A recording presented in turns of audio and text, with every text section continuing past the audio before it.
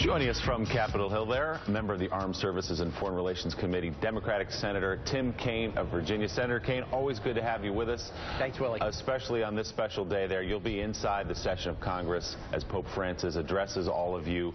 What do you hope to hear? I know you've been pretty outspoken ahead of the Pope's visit that you'd like to see women ordained in the church. What else are you looking for? That is a deep prayer of mine. He wouldn't address that to Congress, but what I'm hoping, Willie, that he will do is first challenge us to be leaders as he is a leader, being humble. I think political leaders, business leaders, military leaders, leaders of churches, so often it's about the title, the salary, the perks, or the elevated status. He's turned that on its head, and I think members of Congress need to hear that. And then clearly it's going to be a speech that should be about values. I don't think it'll be about issues. It's not going to be about this piece of legislation or that regulation.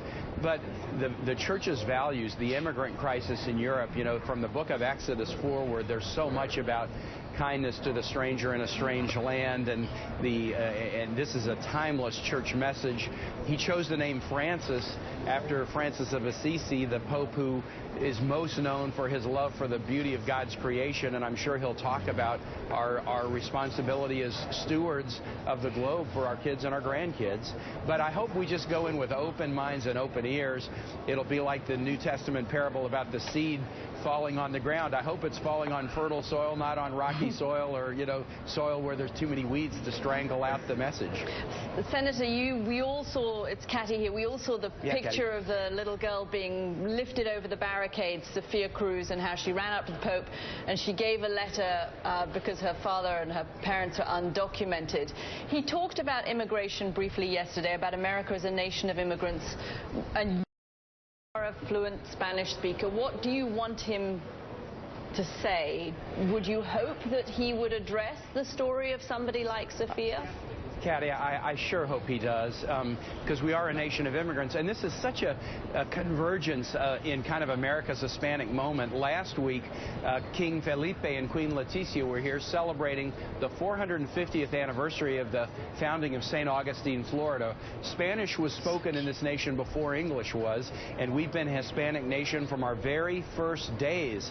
And I hope the Pope may talk about that a little bit, because that puts a different spin on this whole immigration question.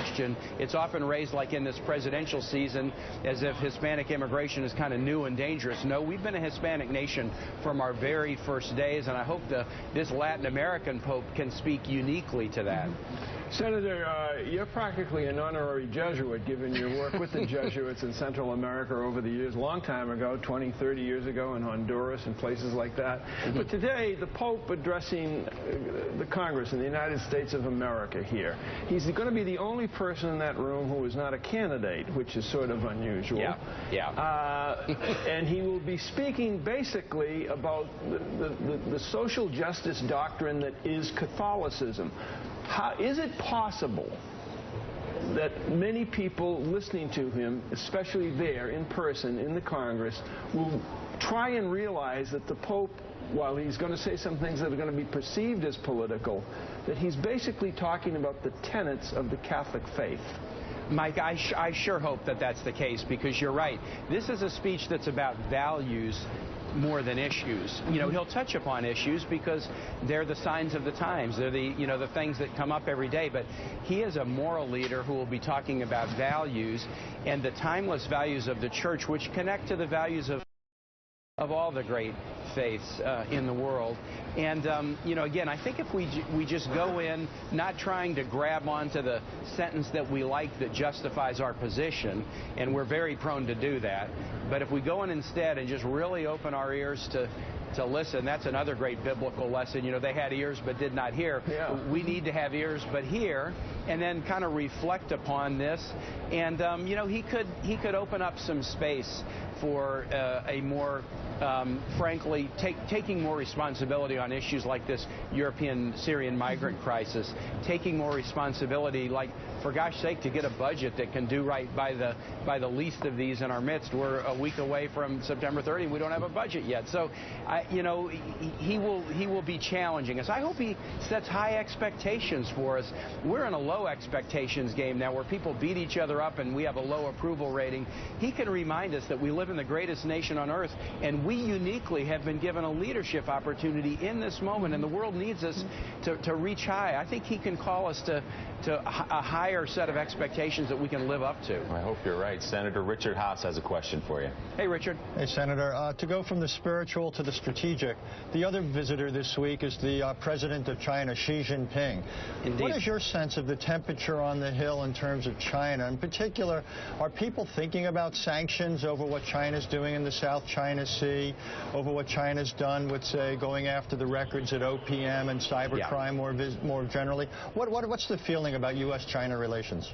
Richard, I would say there's a real queasiness right now on the Hill with respect to U.S.-China. The South China Sea issue is troubling, but I think the cyber attack issue is kind of, that crossed a line with members of Congress, and there is a deep desire that we respond forcefully. I think strategically, kind of the way you put it, I don't think America has a cyber doctrine. We don't have a clear deterrence doctrine where those who might attack us would know there's going to be a swift, certain, and tough response. And so we've got to grapple with that broad scope. But you know, China has done some things that on the Hill here, I think it's kind of crossed the line for people. And so there's an expectation about this visit, but it's an expectation about a relationship that is in a very challenging place right now. Senator Kaine, you were in the hearing 2 days ago, Armed Services, where General David Petraeus sat and talked in some detail about Syria, what we're not doing, what he thinks we ought to be doing. What did you take out of that hearing? What more should we be doing? Well, I think General Petraeus gave us a great, you know, kind of big picture view. It was a helpful hearing. You know, he said a number of things, Willie. I came to the conclusion about a year ago, this is something that Senator McCain had been advocating for a long time. I came to the conclusion about a year ago that we should work with international partners, other nations, and NGOs to try to establish a humanitarian safe haven in northern Syria near the Turkish border. Would not be easy, and we'd have to use military assets to protect people's safety. But if we do not do that, we're going to continue to see millions of people leaving this country. 4 million have left. There's another 8 million internally displaced who easily could leave.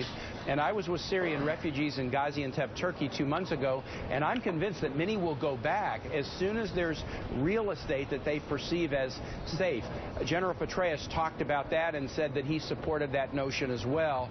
But he also, you know, cautioned us. He said Bashar al-Assad has to go, but if he goes immediately right now, there's not a clear next chapter, and it could be a descent into even further chaos if such a thing is possible. So it's very, very delicate right now. One thing that the Pope has done with the Syrian refugees, he's asked every parish in Italy to take Syrian families. Now, parishes in Italy can be very small. You can be a group of 10 families.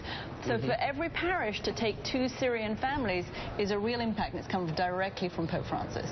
Indeed. Senator, well, go ahead. And look, we are the biggest provider of humanitarian relief in terms of the size of the check we write to Syrian refugees, but we can do more in bringing refugees here. We're a great nation at that, but we also need to go upstream and try to create safe places in Syria for these folks, and then find the opportunity to reach an end to this horrible civil war. Senator Tim Kaine of Virginia, we appreciate you taking some time with us this morning. Enjoy that.